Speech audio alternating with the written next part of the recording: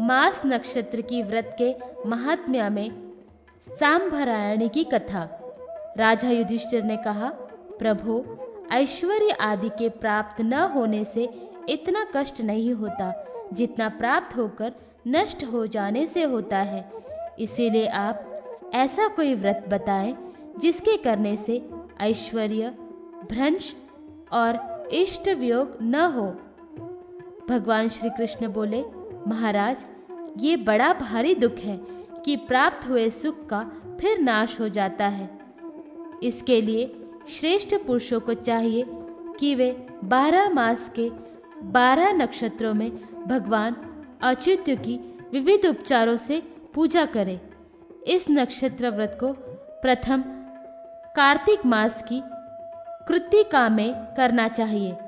इसी प्रकार मार्गशीर्ष मास के मृगशिरा नक्षत्र में, पौष मास के पुष्य नक्षत्र में तथा माघ मास के माघ नक्षत्र में करना चाहिए।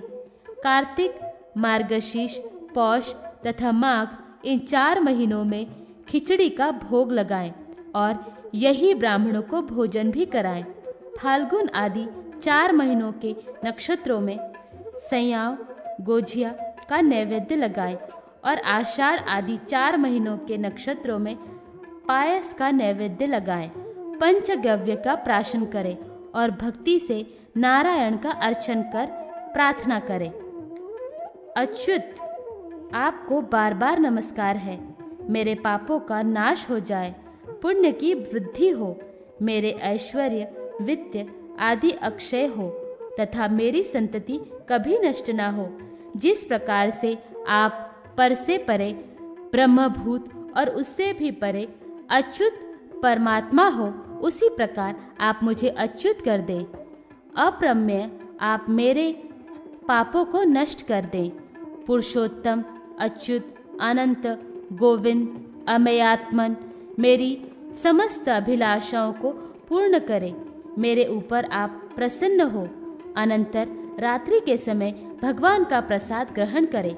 वर्ष पूरा होने पर जब भगवान अच्युत जग जाए तब घृतपूर्ण ताम्र पात्र और दक्षिणा ब्राह्मण को देकर अच्युत प्रियताम यह वाक्य कहे।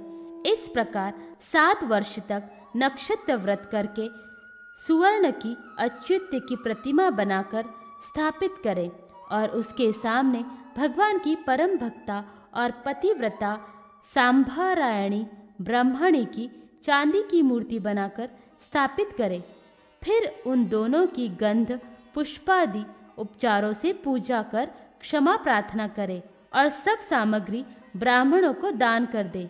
इस विधि से जो श्रद्धा पूर्वक व्रत करता है और भगवान अच्युत का पूजन करता है, उसके धन, संतति, ऐश्वर्य आदि का कभी क्षय नहीं होता। उसकी समस्त अभिलाषाएं पूर्ण हो जाती है। अतः मनुष्य को चाहिए कि सर्वथा अक्षय होने के लिए इस मास नक्षत्र व्रत का पालन करे। युधिष्ठिर ने पूछा, भगवान, आपने सांभरायणी की प्रतिमा बनाकर पूजन करने को कहा है। ये सांभरायणी देवी कौन है, आप इसे बतलाएं।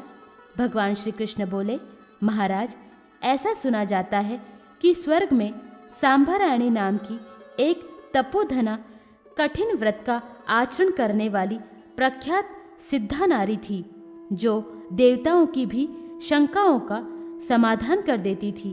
एक समय देवराज इंद्र ने देवगुरु बृहस्पति से पूछा, भगवान, हमारे पहले जितने इंद्र हो गए हैं उनका क्या आचरण और चरित्र था?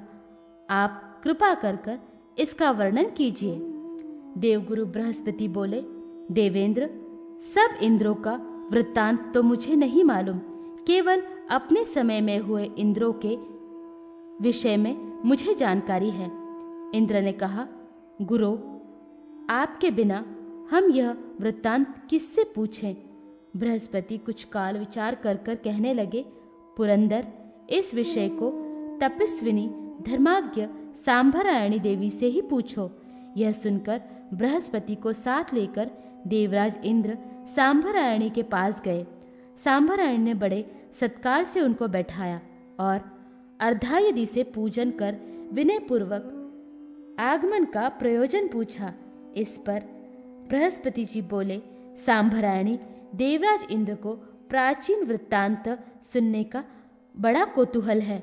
यदि आप विगत इंद्रों का चरित्र जानती हो तो उसे बताएं। सांभरायणी बोली, देवगुरु, जितने इंद्र हो चुके हैं सबका वृत्तांत मैं अच्छी तरह नहीं जानती हूँ। मैंने बहुत से मनुओं, देव सृष्टियों और सप्त ऋषियों को देखा है। मनुपुत्रों को भी जानती हूँ और सब मनवंतरों का चरित्र मुझे ज्ञात है। जो आप पूछे वही मैं बताऊंगी। सांभरायणी का यह वचन सुनकर देवराज इंद्र और देवगुरु बृहस्पति ने स्वयंभू, स्वरोचिष, उत्तम, तामस, रेवत, चाशुक्ष आदि मनुओं, मनवंतरों और व्यतीत इंद्रों का वृत्तांत उससे पूछा। सांभरायणी ने संपूर्ण वृत्तांतों का यथावत वर्णन किया।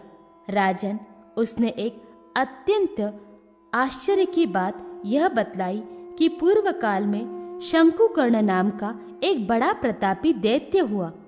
वह लोकपालों को जीतकर स्वर्ग में इंद्र को जीतने आया और निर्भय हो इंद्र के भवन में प्रविष्ट हो गया।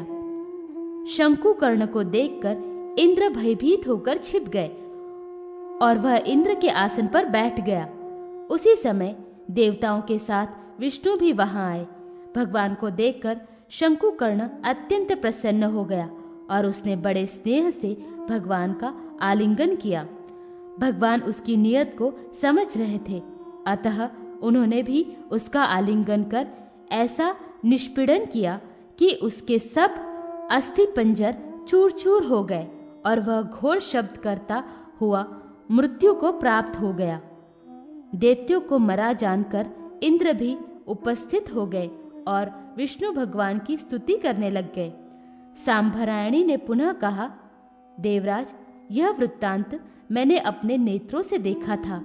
इंद्र ने सांभरायणी से पूछा, देवी, इतने प्राचीन वृत्तांत को आप कैसे जानती हैं? सांभरायणी ने कहा, देवेंद्र, स्वर्ग का कोई ऐसा वृत्तांत नहीं है जो मैं नहीं जानती हूँ। इंद्र ने पूछा, धर्माज्ञ, आपने ऐसा कौन सा सत्कर्म किया है जिसके प्रभाव से आपको अक्षय स्वर्ग प्राप्त हुआ? सांभरायणी बोली, मैंने प्रति मास नक्षत्रों में 7 वर्ष पर्यंत भगवान अच्युत्य का विधिव्रत पूजन और उपवास किया है। ये सब उसी पुण्य कर्म का फल है। जो पुरुष अक्षय स्वर्गवास, इंद्रपद, ऐश्वर्य, संतति आदि की इच्छा करे, उसे अवश्य ही भगवान विष्णु की आराधना करनी चाहिए। धर्म, अर्थ, काम और मोक्ष, ये चारों पदार्थ भगवान विष्णु की आराधना से प्राप्त होते हैं। इतना सुनकर देवगुरु बृहस्पति और देवराज इंद्र सांभरायणी पर बहुत प्रसन्न हुए और दोनों ने भक्तिपूर्वक उसके द्वारा बताए गए मास नक्षत्र व्रत का पालन करने लगे।